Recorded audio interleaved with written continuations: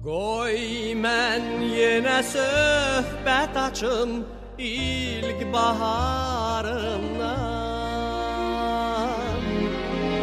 Nəğməm ilə bir də keçim öz diyarımdan.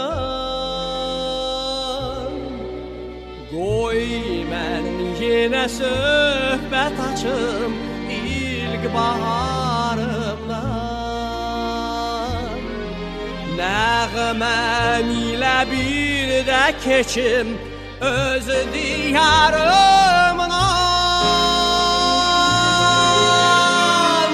Bol bəhrəli Muğan düzü, Mil düzü, Şirvan düzü, gəl gəl deyir şən Azərbaycan.